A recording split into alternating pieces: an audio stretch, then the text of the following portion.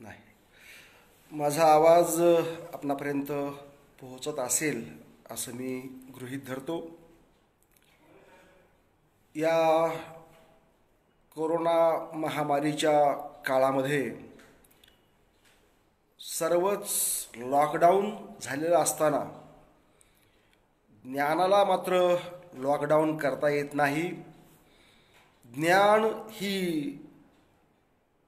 अविरत चालणारी प्रक्रिया आहे आणि म्हणून या लॉकडाऊनच्या काळामध्ये, या महामारीच्या काळामध्ये आपण विचार परंपरा जिवंत ठेवली पाहिजे. या उद्देशानं संपूर्ण जगभर अनेक प्रकारचे उपक्रम सुरू आहेत, अनेक प्रकारचे कार्यक्रम सुरू आहेत. त्या परिस्थितीमध्ये आपण विचारांचा जागर घातलाच पाहिजे. हे आपल्यासाठी, आपल्या येणाऱ्या पिढ्यांसाठी अत्यंत आवश्यक आहे आणि म्हणून या ठिकाणी आज मी आपल्या सर्वांसमोर नम्रपणे उभा आहे. आजच्या माझ्या उपस्थितीचं कारण म्हणजे आज 26 जून लोकराजा छत्रपती राजर्षी शाहू महाराज यांची आज 146वी जयंती. या निमित्तानं महाराजांना विनम्र अभिवादन करतो. आपल्या सर्वांना शाहू राजांच्या जयंतीच्या मनपूर्वक हार्दिक मंगल कामना व्यक्त करतो आणि मी आपल्या संवादाला सुरुवात करतो. मित्रहो, आज श्री शारदा भुवन एज्युकेशन सोसायटी नांदेड संचलित डॉक्टर शंकरराव चव्हाण महाविद्यालय अर्धापूर यांच्या वतीनं मी आपल्यासमोर आज उपस्थित आहे. अर्धापूरच्या डॉक्टर शंकरराव चव्हाण महाविद्यालयाच्या वतीनं साहित्यरत्न अण्णाभाऊ साठे आणि जननायक जलनीतीचे शिल्पकार महाराष्ट्राचे माजी मुख्यमंत्री शंकररावजी चव्हाण यांच्या संयुक्त जन्मशताब्दी निमित्ताने डॉक्टर शंकरराव चव्हाण प्रबोधन व्याख्यानमाला सुरू आहे आणि त्या व्याख्यानमालेतील आजचं शाहू जयंतीचं विशेष व्याख्यान गुंफण्याची विनंती मला महाविद्यालयाकडून करण्यात आली आणि म्हणून मी आपल्यासमोर उपस्थित आहे.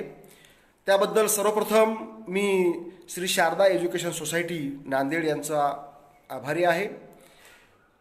महाविद्यालयाचे प्राचार्य, माझे गुरु, अर्थशास्त्राचे अभ्यासक आदरणीय के पाटील सर हे या व्याख्यानमालेचे अध्यक्ष आहेत. त्यांचंही मी ऋण व्यक्त करतो. या व्याख्यानमालेचे संयोजक माझे मित्र, चळवळीतील कार्यकर्ते प्राध्यापक कॉम्रेड सदाशिव भोयारे सर, ज्यांनी मला या ठिकाणी मोठ्या विश्वासानं आमंत्रित केलं, मी त्यांचाही ऋणी आहे. शंकरराव चव्हाण महाविद्यालय अर्धापूरच्या सर्व प्राध्यापक, कर्मचारी, विद्यार्थ्यांचाही मी आभारी आहे. यांच्यामुळे मी या ठिकाणी आज आपल्यासमोर प्रस्तुत आहे. माझ्या महात्मा फुले महाविद्यालयाचे प्राचार्य, प्राध्यापक, विद्यार्थी यांचाही मी आभारी आहे आणि मला या ठिकाणी समोर पाहणारे फेसबुकवरील माझे सर्व मित्र, त्यांचाही मी आभारी आहे. आणि या प्रसंगी अधिक वेळ न घेता मी माझ्या व्याख्यानाला सुरुवात करतो.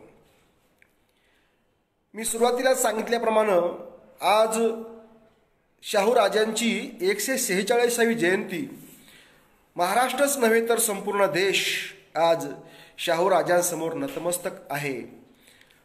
कारण त्यांनी राबवलेली धोरणं किती दूरदृष्टीची होती याचा प्रत्यय आम्हाला आज पावलोपावली येत आहे. महामानवांचे करावे स्मरण, अन्यथा मरण ओढावेल, असं कवीनं म्हटलेलं आहे. आणि म्हणून या महामानवाचं स्मरण करण्यासाठी आपण सर्व आज राजर्षी शाहूंना वंदन करत आहोत.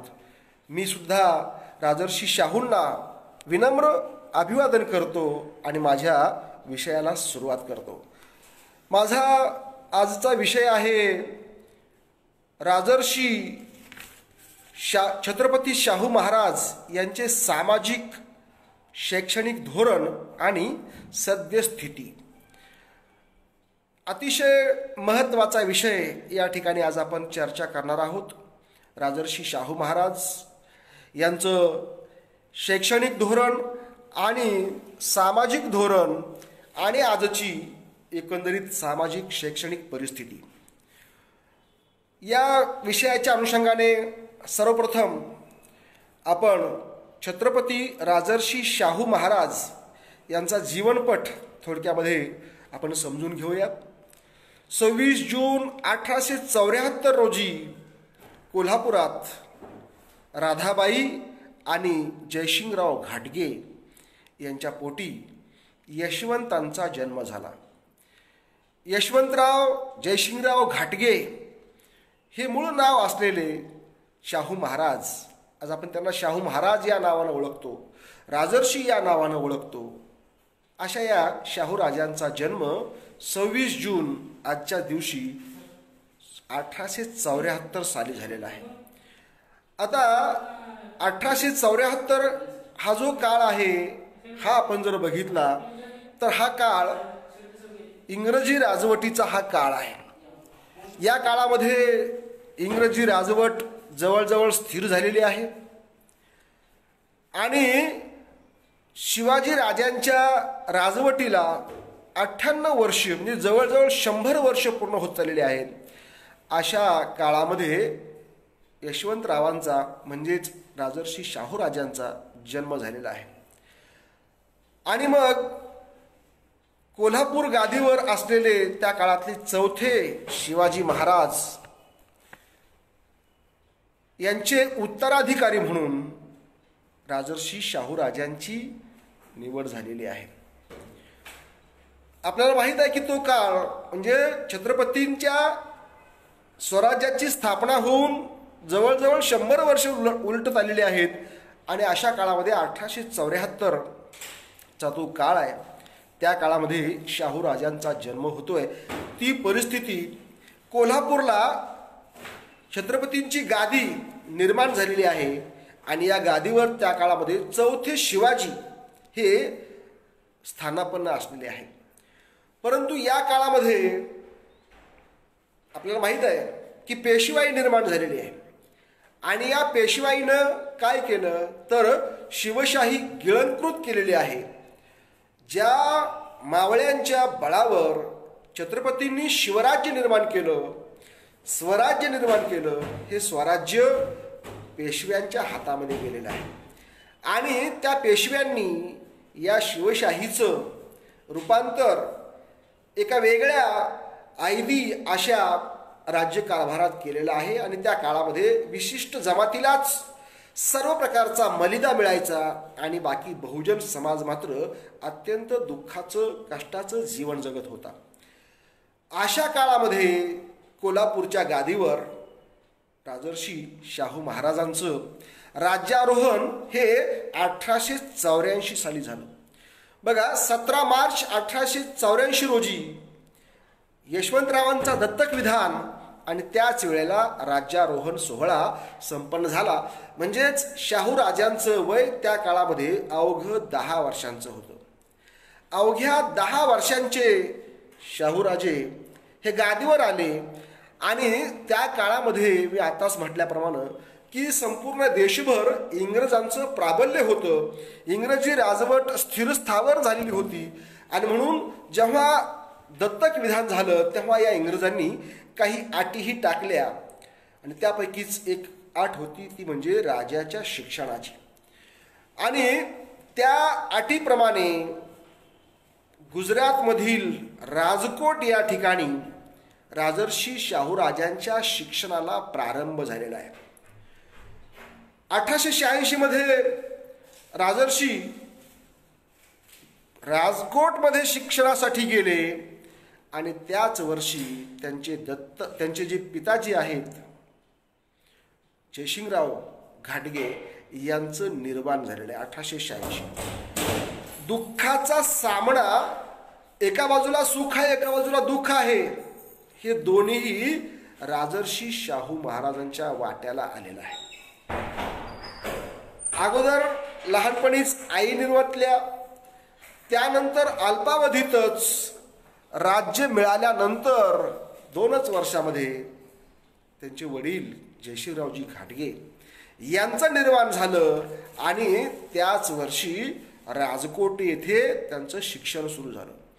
म्हणजे महामानवांची जडणघडण आपण जर समजून घेतली तरच त्यांचं कार्यकर्तृत्व आपण समजून घेऊ शकतो.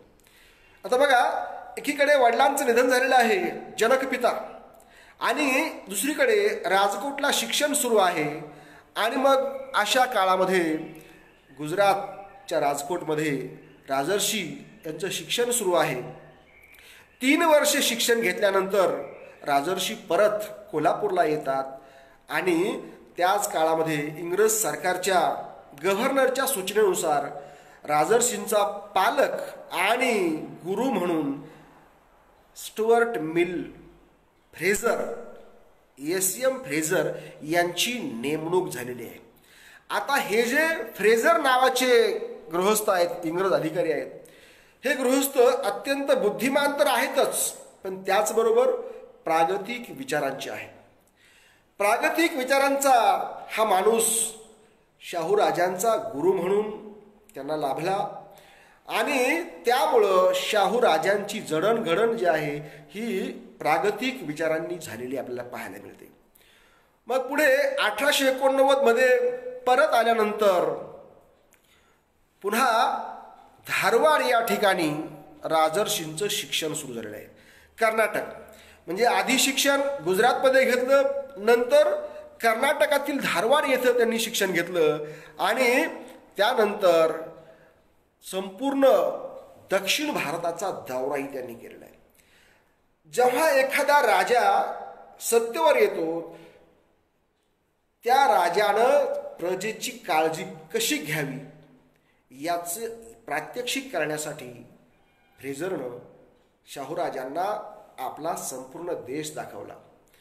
दक्षिण भारत दाखवला, त्याचबरोबर उत्तर भारत दाखवला आणि या भारताची काय अवस्था आहे अशा अवस्थेमध्ये एका कोल्हापूर राज्याचं नेतृत्व तुम्हाला करायचं आहे याची कल्पना त्या गुरुनं आपल्या शिष्याला म्हणजेच शाहू राजांना दिली. दरम्यान त्या काळच्या रीतिरिवाजाप्रमाणे गुजरातमधीलच बडोदा येथील गुणाजीराव खानविलकर यांची कन्या लक्ष्मीबाई यांच्याशी शाहू राजांचा विवाह 1 एप्रिल 1891 रोजी संपन्न झाला.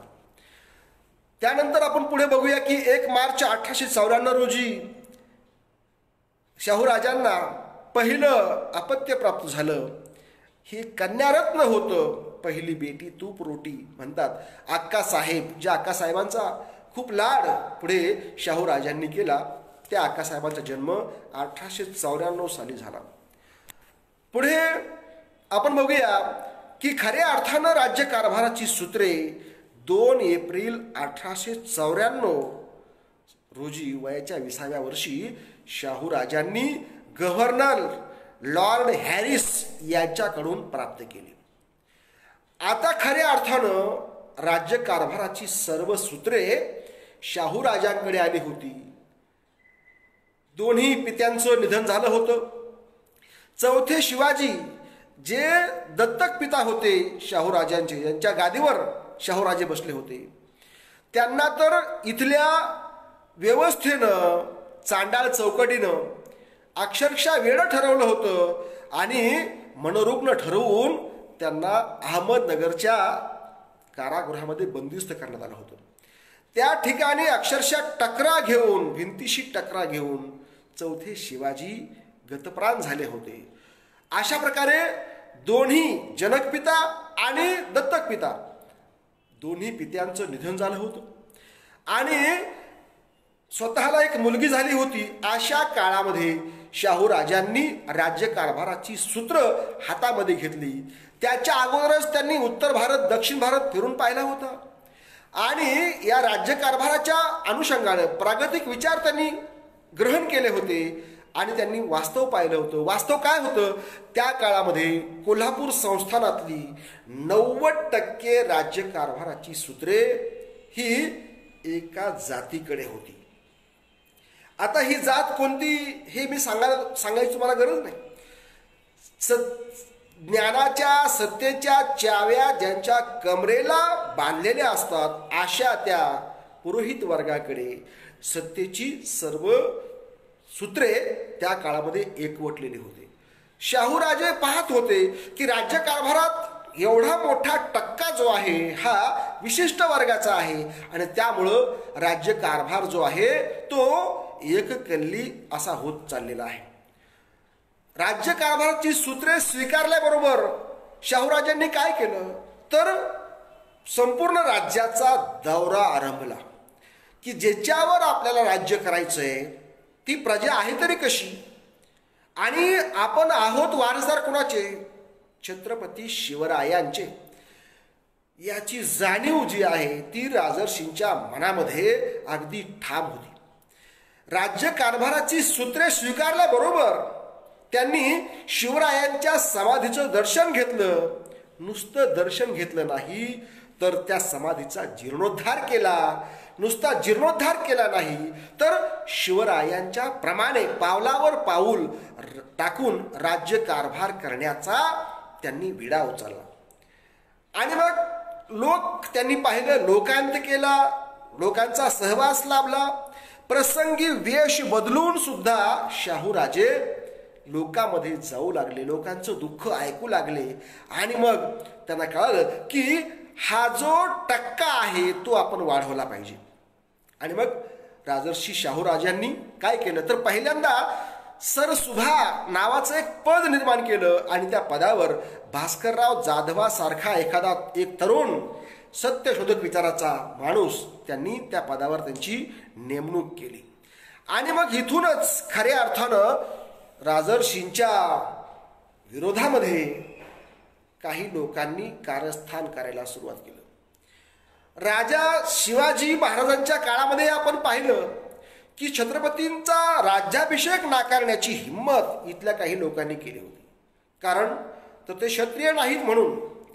आणि छत्रपती शिवरायांना काशीवरून गागाभट्ट आणावा लागला होता आणि स्वतःचा राज्याभिषेक करून घ्यावा लागला होता. तेव्हा कुठे त्यांना राज्यकारभार करता आला, परंतु तेही अल्पकाळच. कारण व्यवस्था ही त्याही काळामध्ये त्यांच्या विरोधामध्ये होती आणि तोच अनुभव शाहूराजांनाही आलेला आहे की त्यांच्या विरोधामध्ये असंख्य अशा प्रकारच्या काड्यांना त्या काळामध्ये काही लोकांनी सुरुवात केलेली आहे आणि इंग्रजांचे कान भरणं सुरू केलेलं आहे. कारण मी म्हणालो तुम्हाला की सत्तेच्या ज्ञानाच्या सर्व चाव्या त्या काळामध्ये विशिष्ट वर्गाकडेच होत्या. या वर्गानं शाहूराजांचं राज्यकारभार डळमळीत करण्याचा पुरेपूर प्रयत्न केला. परंतु शाहूराजे काही कच्च्या गुरूचे चेले नव्हते. त्यांनी जग पाहिलं होतं. त्यांचं वय भले कमी असेल परंतु जगाचा अनुभव त्यांनी घेतला होता. गुरु फ्रेझरनं त्यांची बुद्धिमत्ता चिकित्सक वृत्ती घडवली होती. आणि मग आपल्या परंपरेचं भान राखून राजर्षींनी शाहूराजांनी रयतेचं राज्य म्हणजे स्वराज्य होतं शिवरायांनी मिळवलेलं, त्या स्वराज्याचं सुराज्य करण्याचा विडा उचलला आणि एक एक धडाका त्यांनी लावायला सुरुवात केला. काय केलं त्यांनी पहिल्यांदा आपल्या राज्याचा जाहीरनामा घोषित केला. जाहीरनामा की जसं त्या राणीनं, इंग्लंडच्या राणीनं 1857ला जाहीरनामा घोषित केला होता आणि लोकांना आश्वस्त केलं होतं की हा राज्यकारभार तुमच्यासाठी असेल, तशाच प्रकारे लोकांसाठी जाहीरनामा राजर्षी शाहू महाराजांनी घोषित केला. आपण पुढे पाहूया की बाबासाहेब आंबेडकरांनी राज्यघटना लिहिली आणि त्या राज्यघटनेचं प्रियंबल सरनामा त्यांनी घोषित केला. तशाच प्रकारचा हा जाहीरनामा राजर्षी शाहूंनी जनतेसाठी केला की हे राज्य रयतेचं राज्य असेल. त्या जाहीरनाम्यात त्यांनी हे घोषित केलं की मी छत्रपती शिवरायांच्या गादीचा वारस म्हणून हे लोक हो, मी तुम्हाला आश्वासन देतो की हे राज्य तुमच्या साठी असेल. आणि म्हणून त्यांनी पहिला हुकूम काय काढला असेल आपल्या राज्यामध्ये. आपल्याला ती गोष्ट माहिती असेल की शिवाजी राजांनी आपल्या सैनिकांनाच आज्ञापत्रामध्ये असा आदेश दिला होता की सैनिक हो, जेव्हा तुम्ही मोहिमेवर जाल तेव्हा शेतकऱ्यांच्या काडीलाही धक्का लागता कामा नये. रयतेला काडीचाही आजार द्यायची तुम्हाला गरज नाही. मला मागा, परंतु रयतेच्या काडीलाही धक्का लावू नका. शेतकऱ्यांकडून धान्य घ्या, परंतु त्याचा मोबदला द्या. कोणाचंही काडी घेऊ नका, कोणाच्या काडीला धक्का लावू देऊ नका. तोच वारसा, तीच परंपरा राजर्षींनी जोपासली आणि राज्यातला पहिला वटहुकूम काढला. तो म्हणजे शेतकऱ्यांच्या गुरांचा लिलाव करता येणार नाही. अत्यंत महत्वाचा असा हा वटहुकूम होता. कारण त्या काळामध्ये दिवाणी न्यायालय होती. शेतकऱ्यांची गुरं पकडायची आणि कोंडवाड्यामध्ये घालायची आणि त्या गुरांचा लिलाव करायचा. मग शेतकऱ्यांना पेरणीच्या वेळी स्वतःच्या खांद्यावर जू घेऊन जावं लागायचं, पेरणी करावी लागायची. शाहू राजांनी फिरस्तीवर असताना, वेषांतर केलेलं असताना हे सर्व गोष्टी पाहिल्या होत्या. आणि म्हणून शाहू राजांनी काय केलं तर शेतकऱ्यांच्या भल्याचा पहिला जाहीरनामा केला 1899ला. आणि मग आपल्याला माहित आहे की त्याची प्रतिक्रिया काय घडली. शेतकऱ्यांची बाजू घेतायत महाराज असं कळल्यानंतर त्याची प्रतिक्रिया काय घडली तर महाराजांवर खटला भरण्यात आला. कोणता? वेदोक्त प्रकरणाचा. आता हे वेदोक्त प्रकरण काय आहे हे आपल्यापैकी बहुतेकांना माहीत असेल, तरी मी आपल्याकडे सांगतो की महाराज दररोज उठून पहाटे पंचगंगेला स्नान करायला जायचे. आता महाराज म्हणजे हे काही साधे सोपे नव्हते. हे कसलेले पैलवान होते, योद्धे होते, पराक्रमी होते. रोज बैठका करणे, दंड बैठका करणे आणि रोज पहाटे उठून स्नानाला जाणे हा त्यांचा नित्य कार्यक्रम होता. आणि मग त्या काळातल्या रिवाजानुसार राजा जेव्हा स्नान करतो तेव्हा राजपुरोहितानं मंत्र म्हणायचे असतात. आणि मग राजपुरोहित जी मंत्र म्हणतोय ती मंत्र हे वेदातले पाहिजेत, कारण तो राजा असतो. परंतु जेव्हा महाराज आंघोळ करतायत आणि महाराजांच्या सोबत महाराजांचा एक मित्र आलेला आहे, तो ऐकतो की हा जो राजपुरोहित आहे हा राजाला म्हणायची जी मंत्र आहेत ती मंत्र न म्हणता हा काहीतरी सटरफटर मंत्र म्हणतो आहे, पुराणातले मंत्र म्हणतो आहे. ही गोष्ट जेव्हा शाहू राजांना समजली तेव्हा शाहू राजांनी त्या राजपुरोहिताला बोलावलं आणि सांगितलं की तुम्ही असं का करताय. अहो, राजाला जी मंत्र म्हणावी लागतात ती मंत्र म्हणा ना तुम्ही, त्यासाठी तुम्हाला पगार मिळतोय. परंतु त्या राजपुरोहितानं आपल्या लोकांचा सल्ला घेतला आणि महाराजांना नकार दिला की कारण तुम्ही क्षत्रिय नाही आहात म्हणून तुम्ही राजे आहात परंतु तुम्ही क्षत्रिय नाही म्हणून तुम्हाला मी वेदातली मंत्र म्हणणार नाही. आणि उलट त्या पुरोहितांनी शाहू राजावर खटला भरला बरं का. म्हणजे शाहू राजे हे निर्णय घेत आहेत जनतेच्या बाजूचे, म्हणून त्यांच्या विरुद्ध कागाळी अशा प्रकारे सुरू झालेली आपल्याला पाहायला मिळते. परंतु लवकरच हा निकाल लागला 1902ला आणि त्या निकालानं महाराजांच्या बाजूचा निवाडा दिला. महाराज हे राजे आहेत आणि राजांना वेदांचेच मंत्र असले पाहिजेत असा हा निवाडा त्या काळामध्ये इंग्रज सरकारनं दिला. आता बघा, याच काळामध्ये महाराजांनी अजून काय काय केलं. याच काळामध्ये महाराजांनी 1901 साली कोल्हापूरमध्ये एक बोर्डिंग काढलं, एक वसतिगृह काढलं. ते होतं राणी व्हिक्टोरियाच्या नावानं, व्हिक्टोरिया मराठा बोर्डिंग. आणि मग त्या वसतिगृहामध्ये शेतकरी, कुणबी, मराठा जात समूहातील मुलांना त्यांनी शिक्षणासाठी त्या ठिकाणी आणलं. आता ही जी गोष्ट आहे, महाराज शिक्षणाचा प्रयोग करतायत. आता बघा 1901चा तो कालखंड आहे आणि या काळामध्ये इंग्रजांचं राज्य स्थिर झालेलं आहे आणि या काळामध्ये आपल्या कोल्हापूर संस्थानामध्ये महाराज वसतिगृह काढतायत. केवळ मराठा बोर्डिंग काढून ते थांबले का? तर नाही. मग त्यांनी पुढे अनेक जातींच्या मुलांसाठी बोर्डिंग काढायचा सपाटा सुरू केला आणि त्याचा परिणाम असा झाला की मग महाराजांच्या विरोधामध्ये काही लोकांनी षडयंत्र रचायला सुरुवात केली.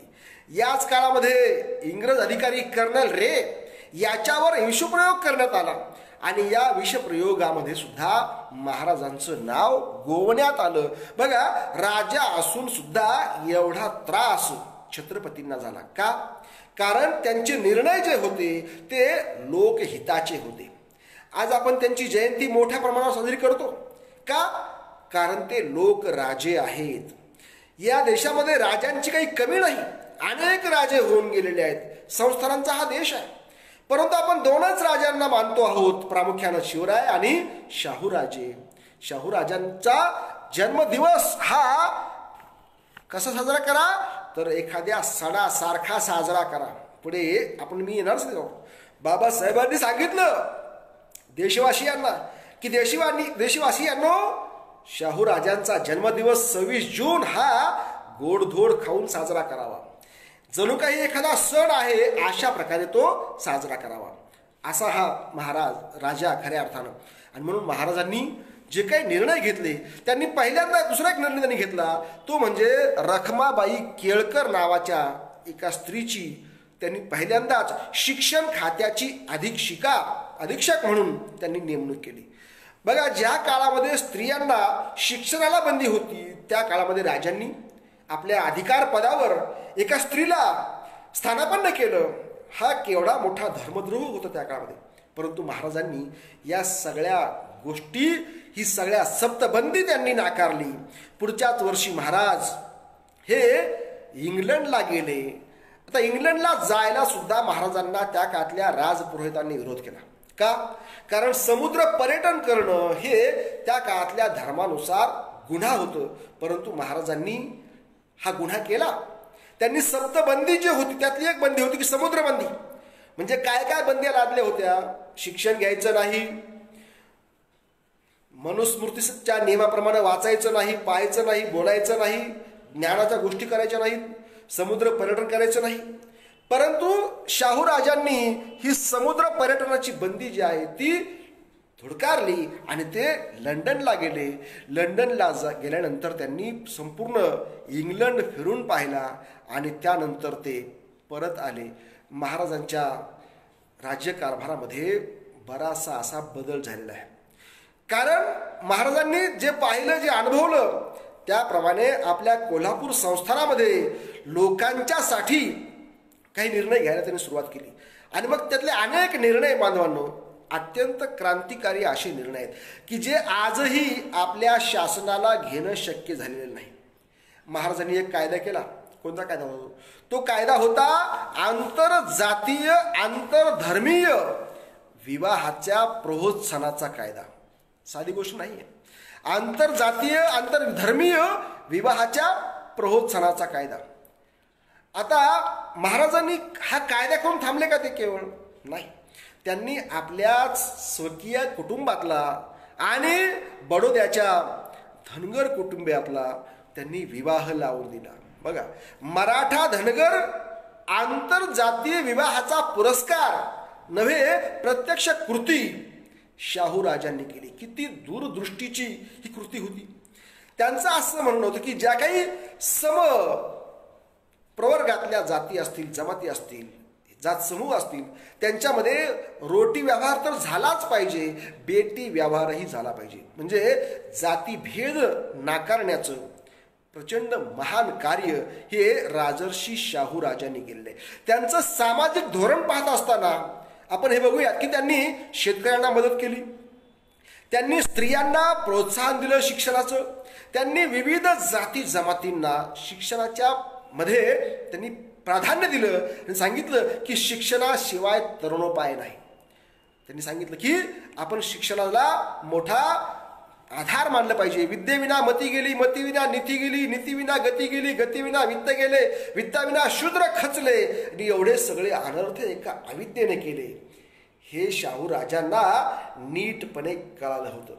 आणि म्हणून त्यांनी आपल्या संस्थानामध्ये, आपल्या राज्यामध्ये शिक्षणाचा प्रचार आणि प्रसार करायला सुरुवात केली. महाराजांनी अनेक कायदे केले. त्यांनी वसतिगृह स्थापन केली, त्यांनी शाळांना देणग्या दिल्या, त्यांनी विविध जाती जमातीतल्या मुलांना आपल्या शाळांमधून प्रवेश दिला. आणि आपल्याला हेही माहीत असेल की के.एल. मोरे नावाचा, कृष्णा मोरे नावाचा मातंग जात समूहातला एक मुलगा एकदा महाराज राजवाड्यातून निघाले होते. खडखडा त्यांची जो रथ होता त्यामध्ये ते बसले होते. आणि पाहता तर तो एक मुलगा त्यांना समोर आलेला आहे, तो नमस्कार करतोय, तो थांबलेला आहे. महाराजांनी त्याच्या डोळ्यात पाहिलं, काहीतरी चमक होती, आणि त्याला बोलावून घेतलं आणि विचारलं, काय रे? तेव्हा तो म्हणतो की मी कृष्णा मोरे, मी मांग आहे, परंतु मला शिकायचंय महाराज. आणि मग महाराजांनी त्या मुलाला आपल्यासोबत बसवून घेतलं आणि पुढे त्याला वसतिगृहात दाखल केलं. मित्रांनो, हा मुलगा म्हणजे के.एल. मोरे हा भारतीय संसदेचा 2 वेळा संसद राहिला, 2दा ते खासदार बनले, त्या काळातले ते नामांकित वकील बनले. तर अशा प्रकारे महाराजांनी प्रत्यक्ष कृती केली. आधी केले मग सांगितले, बोले तैसा चाले त्याची वंदावी पाऊले, असं तुकाराम म्हणतात.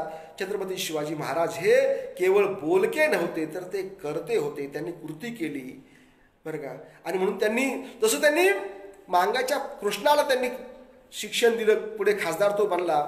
तशाच प्रकारे गंगाराम कांबळे नावाचा तत्कालीन पूर्वास्पृश्य महार जातीतला हा माणूस तरुण, गंगाराम कांबळेला हॉटेल त्यांनी घालून दिलं. केवळ हॉटेल घालून देऊन थांबले नाहीत, महाराज रोज तिथं जायचे, स्वतः त्या हॉटेलवर चहा मागवायचे आणि चहा प्यायचे. आणि आपले प्यायचे नाही, तर आपल्या सोबत आपला लवाजमा जो असायचा त्या लव्या जमालाही ते चहा द्यायचे. म्हणजे किती कृती महाराजांनी केलेली बघा. महाराजांनी अजून काय केलं, तत्कालीन इंग्रज सरकारच्या काळामध्ये 3 वेळच्या हाजरीचा एक कायदा होता. मग त्यामध्ये मांग असतील, बेरड असतील, रामोशी असतील, पारधी असतील, फाशे पारधी असतील, असा जो काही 18 पगड जातीचा समूह होता, अशा समूहाला ज्या इंग्रजांच्या विरोधामध्ये हा समूह लढल्यामुळं इंग्रजांनी त्यांना जन्मजात गुन्हेगार ठरवून टाकलं आणि गुन्हेगार जमातीचा कायदा केला. त्याच्या विरोधामध्ये महाराजांनी आपला वटहुकूम काढला आणि 3 वेळची हाजरी ही बंद केलेली आहे. आपल्या सामाजिक धोरणामध्ये महाराजांनी या अस्पृश्यांचं जे काही हाल होते ते हाल त्यांनी दूर केले, परंतु 3 वेळची हाजरी हा जो जुलमी कायदा होता तो रद्द केला.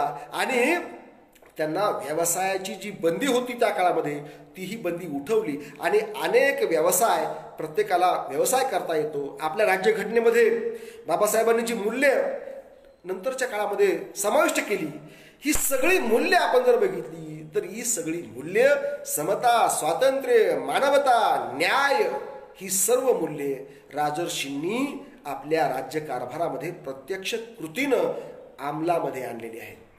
आरक्षणाचे जनक म्हणून आपण त्यांची, शाहूराजांची आपण त्यांचं गौरव करतो.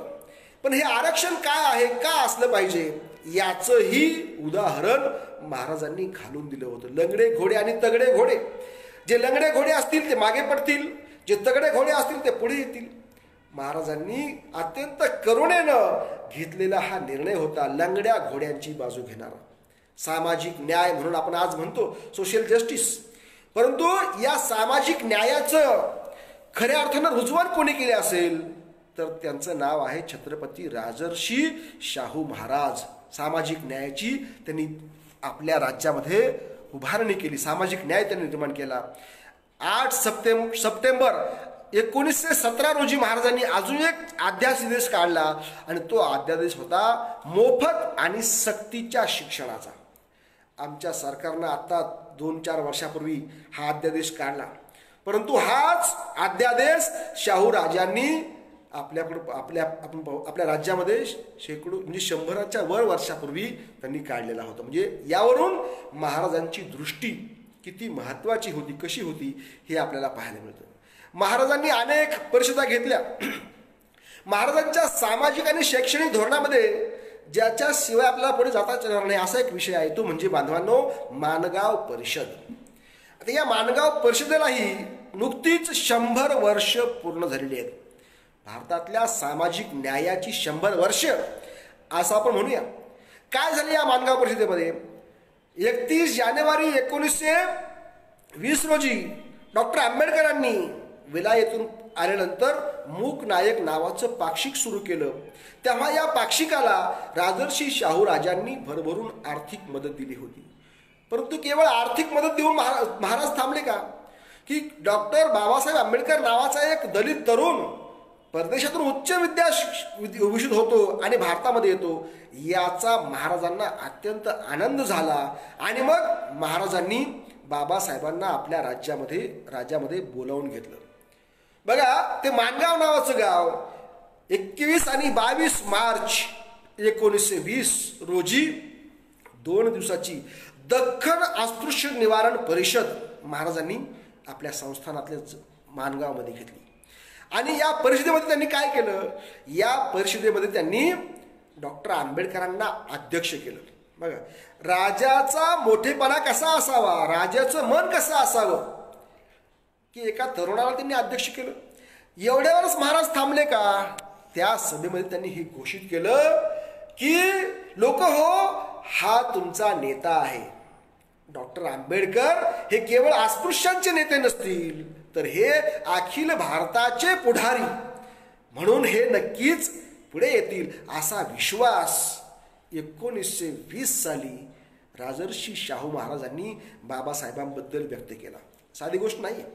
आणि त्याच दिवशी अध्यक्षीय भाषणामध्ये बाबासाहेब म्हणतात की तुमची 3 वेळची हजेरी नष्ट करणारा असा हा राजा, शेतकऱ्यांच्या हिताचा राजा, स्त्रियांच्या हितांचा निर्णय घेणारा राजा, बहुजनांना शिक्षण द्यावं असा निर्णय घेणारा हा राजा, हा केवळ राजा नाही तर हा लोकराजा आहे.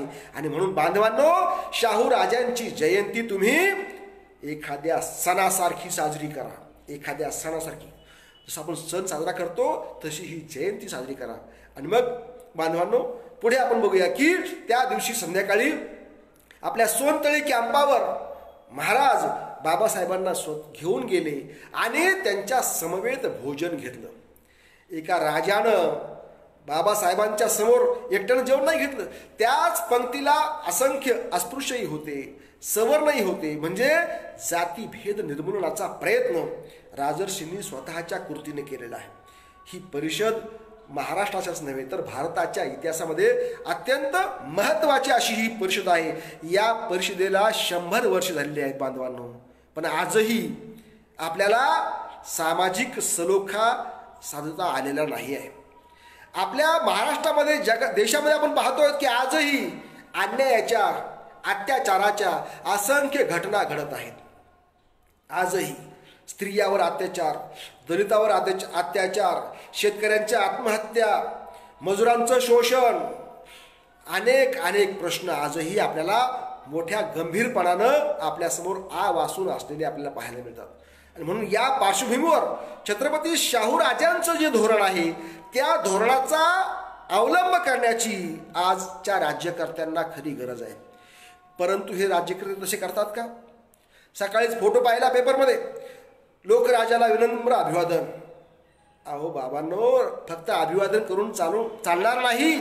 लोकराजाचं धोरण तुम्ही स्वीकारण्याची आज गरज आहे. आणि म्हणून आज या राज्यशासनानं काय करायला पाहिजे? आज या राज्यशासनानं जातीभेद निर्मूलन होईल असा कायदा केला पाहिजे. केवळ अॅट्रॉसिटीचा कायदा करून चालणार नाही. आपण पाहतो की अॅट्रॉसिटीच्या कायद्यामध्ये आज काय, त्या कायद्याचा उपयोग होतोय त्यापेक्षा दुरुपयोग जास्त होतोय. म्हणून असा कायदा करून चालणार नाही तर अस्पृश्यता कशी नष्ट होईल. गावातली घरं आपण पाहूया की जातीची घरं आहेत. ही फलानी वस्ती, ही बिस्तानी वस्ती. शहरामध्ये काय आहे? पुन्हा आज ते झालेलं आहे. हे भीमनगर, हे साठनगर, हे फलाना नगर, हे बिस्तारा नगर. म्हणजे आजही जातीभेद हा कमी झाला नाही तर तो उलट वाढलेला आहे. आणि हे कमी करण्यासाठी सरकार खंबीर असावं लागतं. ज्याप्रमाणे सरकारनं हागणदारी मुक्ती केली त्याप्रमाणे सरकारनं जात मुक्ती केली पाहिजे. शाहू राजांनी कायदा केला होता आंतरजातीय विवाहाचा, आंतरधर्मी विवाहाचा, परंतु आजही या महाराष्ट्र सरकारनं किंवा भारत सरकारनं हा कायदा केलेला नाही. आंतरजातीय विवाहांना फक्त प्रोत्साहन म्हणतं सरकार, परंतु हे प्रोत्साहन त्या लोकांपर्यंत पोहोचत नाही. ऑनर किलिंगच्या रोज घटना आपल्या अवतीभोवती घडत आहेत बरं का. म्हणून सरकारनं या बाबतीमध्ये खंबीर झालं पाहिजे. ज्या गावात जातीभेदाच्या घटना घडतील त्या गावाची सर्व दानापाणी बंद करा. ज्या गावात जातीभेद नाही त्या गावाला बक्षीस द्या. ज्या गावामध्ये आंतरजातीय विवाह होतील, आंतरधर्मी विवाह होतील त्या गावाला पुरस्कार द्या. सरकारनं हे धोरण आज शाहू राजांचं राबवणं गरजेचं आहे. आजही एक गाव एक पानवाटा नाही आहे, एक गाव एक मसनवटा सुद्धा नाही आहे. सरकारनं या गोष्टींचा गांभीर्यानं आज विचार केला पाहिजे. सद्यस्थितीमध्ये शासनानं शाहू राजांच्या धोरणांचा केवळ फोटो देऊन त्यांचं भागणार नाही, तर त्यांचा उदो करून भागणार नाही, तर शाहू राजांच्या धोरणांचा त्यांनी अवलंब केला पाहिजे. जे निर्णय सरकारनं शाहू राजांनी घेतले होते त्या निर्णयाची अंमलबजावणी या सरकारनं आज करणं आवश्यक आहे. आणि म्हणून शाहू महाराजांचं सामाजिक धोरण, त्यांचं शैक्षणिक धोरण, शाहू राजांनी त्या काळामध्ये फी माफी केली होती. शाहू राजांनी त्या काळामध्ये अस्पृश्यांच्या शाळा बंद केल्या होत्या आणि हुकूम काढला की अस्पृश्यांच्या शाळा बंद आणि आता सगळ्या शाळामध्ये सगळी मुलं शिकतील. पण आज काय झालेलं आहे, आज पुन्हा नव्यानं अस्पृश्यांच्या शाळा वेगळ्या झालेल्या आहेत, गरिबांच्या शाळा वेगळ्या झालेल्या आहेत. आज मराठी शाळा, जिल्हा परिषद शाळा, शिक्षण संस्थांच्या शाळा, सेमी इंग्रजीच्या शाळा, CBSEच्या शाळा, प्रचंड भेदाभेद शिक्षणामध्ये आज निर्माण झालेला आहे. आणि म्हणून गरिबांनी काय शिकायचे की शिक्षणाने इथे घडविले गुलाम, ज्याला त्याला सलाम फुकटच. या शिक्षण व्यवस्थेतून जर गुलाम पैदा होत असतील तर ही शिक्षण व्यवस्था बदलण्याची आज गरज निर्माण झालेली आहे. ज्या शाहू राजांनी महात्मा फुल्यांच्या धोरणानं शिक्षण राबवलं त्या शिक्षणाची आज गरज आहे. आज चिकित्सक विद्यार्थी शिक्षणातून बाहेर पडणं गरजेचं आहे. आज आम्ही काय करतो आहोत, लॉकडाऊनच्या काळामध्ये तर फक्त आज आम्ही सगळ्यांना पास करतो आहोत. किती घातक धोरण असणार आहे. पुढच्या काळामध्ये याची आम्हाला उत्तरं द्यावी लागतील. परीक्षाच नाही तर पास, किती घातक धोरण आहे. म्हणजे अशा प्रकारे एखाद्याला ड्रायव्हिंगचा लायसन आम्ही देतो, परवाना देतो, पण त्याला ड्रायव्हिंग करता येऊ नये. तशा प्रकारचं शिक्षण आज कुचकामी ठरत आहे आणि हे शाहू राजांना अपेक्षित नाही आहे. आणि म्हणून आज आपल्याला खऱ्या अर्थानं शाहू राजांचं नाव घेत असताना शाहू राजांच्या धोरणाची आज अंमलबजावणी केली पाहिजे. आज सर्वांना सारखं आरोग्य सेवा मिळाली पाहिजे. आज सर्वांना सारखं शिक्षण मिळालं पाहिजे. मग तो गरीब असेल, रंक असेल किंवा राव असेल, प्रत्येक विद्यार्थ्याला सारखं शिक्षण मिळालं पाहिजे, गुणवत्तायुक्त शिक्षण मिळालं पाहिजे. आपण पाहतोय आज आपण चीनचा हेवा करतोय, चीनची आपण वस्तू आज बहिष्कार करतोय, पण चीननं प्रगती काय केली? सर्वांना समान शिक्षण, सर्वांना समान आरोग्य, सर्वांसाठी सारख्या सुविधा, भेदभाव गाडले पाहिजेत. आणि म्हणून शाहू राजांचं धोरण आपल्याला अंगीकारत असताना शाहू राजांनी जे जे कायदे केले होते त्या कायद्यांचा अभ्यास करून या शासनानं शाहू राजांच्या धोरणांची कठोर अंमलबजावणी करणं आज गरजेचं आहे. आणि हीच खऱ्या अर्थानं त्यांची जयंती साजरी करणार असेल. शाहू राजांनी धर्माच्या क्षेत्रातलंही विशिष्ट वर्गाचं प्राबल्य नाकारलं होतं. लक्ष्मण पाटील नावाच्या एका पाटलाला त्यांनी क्षात्र जगद्गुरू नेमलं होतं. बघा, शंकराचार्यच एक पाटील माणूस. म्हणजे धर्माची मक्तेदारी ही काही कुणा एकाची नाही, तर कुणीही धर्मसेवा करू शकतो हे शाहू राजांनी आपल्या धोरणातून दाखवून दिलं होतं. शाहू राजांनी अनेक निर्णय घेतले होते. शाहू राजांनी अस्पृश्यांसाठी जशी माणगावला परिषद घेतली, तसेच स्वतःची मुलगी अक्कासाहेब आजारी असताना शाहूराजे बाबासाहेबांच्या निमंत्रणावरून नागपूरला गेले होते. त्यांनी नागपूरमध्ये अस्पृश्यांच्यासाठी त्यांनी शिक्षणाचं महत्त्व सांगितलं. त्यानंतर शाहूराजे दिल्लीला गेले होते. दिल्लीमध्येही त्यांनी अखिल भारतीय अस्पृश्य परिषदेमध्ये अस्पृश्यांना मार्गदर्शन केलं होतं. शाहूराजांनी क्षत्रिय मराठा समितीला मार्गदर्शन केलं होतं. शाहूराजांनी अनेक ठिकाणी भाषणं दिली होती. शाहूराजे जरी कोल्हापूर संस्थानचे असले तरी अखिल भारत हे त्यांचं कार्यक्षेत्र होतं. नागपूर, नाशिक, दिल्ली, बडोदा धारवाड अनेक भागामध्ये शाहूराजे स्वतः गेले आणि त्यांनी शिक्षणाचा प्रसार केला. या ठिकाणी शाहूराजांनी अनेक भाषणं दिलेली आहेत.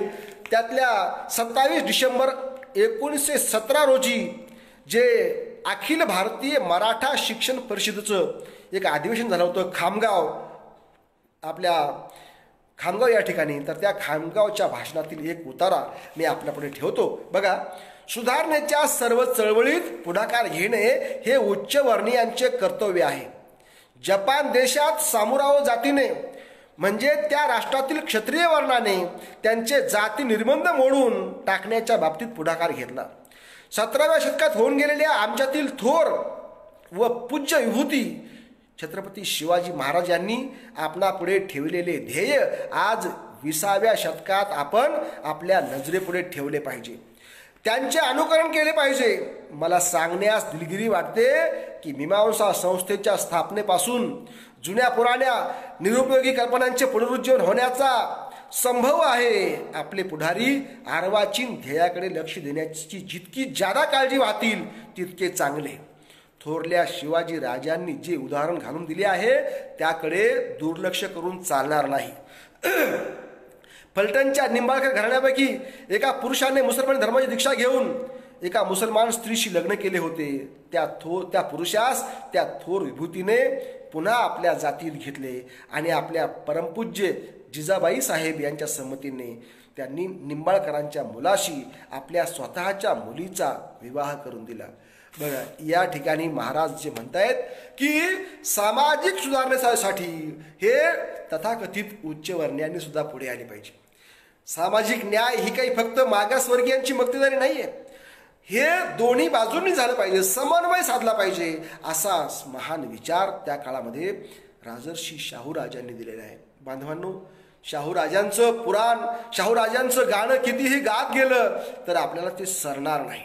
इतकं महान कार्य या शाहूराजांनी केलेलं आहे. आणि म्हणून आज गरज आहे ती शाहूराजांची जयंती फक्त डोक्यावर घेऊन नाही तर डोक्यामध्ये घेऊन त्यांचे विचार आज आपल्याला कार्य करण्याची गरज आहे. आज शासनाची ही जबाबदारी आहे की आज वाढलेला जातीभेद असेल, भ्रष्टाचार असेल, शिक्षणाचं अवमूल्यन असेल, या सगळ्या गोष्टी आज शासनानं कठोरपणे निर्णय घेऊन आज राबवल्या पाहिजेत, बंद केल्या पाहिजेत. आणि वाढत्या अंधश्रद्धा असतील त्याही आपण बंद केल्या पाहिजेत. त्याचबरोबर या देशाला एका विकासाच्या दिशेला आपण घेऊन जायचं असेल, समतेच्या दिशेने घेऊन जायचं असेल तर शाहूराजांची ध्येय धोरणं आजच्या राज्यकर्त्यांनी खंबीरपणानं अवलंबली पाहिजेत, असं मी या ठिकाणी त्या राज्यकर्त्यांनाही आवाहन करतो. आणि आपल्या सर्वांना बांधवांनो, महामानवांचं आपण स्मरणच करून थांबलं नाही पाहिजे, तर त्यांचे काही गुण आपल्यामध्ये आपण घेतले पाहिजेत. महामानवांचे करावे स्मरण, अन्यथा मरण ओढावेल, असं एका कवितेमध्ये मी म्हटलेलं आहे. तर त्याप्रमाणे आपण महामानवांचं स्मरण करूयात आणि त्यांच्या कार्याला पुढे घेऊन जाण्याचं आपण काम करूयात. बाबासाहेब म्हणाले होते की हा समाज उन्नतीचा गाडा मी इथपर्यंत आणलाय बाबांनो, कृपा करून त्याला मागे खेचू नका. पुढे नेता आलं तर ठीक, नाही तर तिथंच राहू द्या, परंतु त्याला मागे खेचू नका. आज आपल्याला हा गाडा फुले, शाहू, आंबेडकर, अण्णाभाऊ साठे या महामानवांनी घालून दिलेला जो काही हा गाडा आणलेला हा गाडा आहे, त्या गाड्याला आपल्याला पुढे घेऊन जायचं आहे. आणि म्हणून आपल्याला या निमित्तानं शाहूराजांना वंदन करत असताना, बघा शाहूराजांचं आयुष्य किती अवघं 48 वर्षांचं.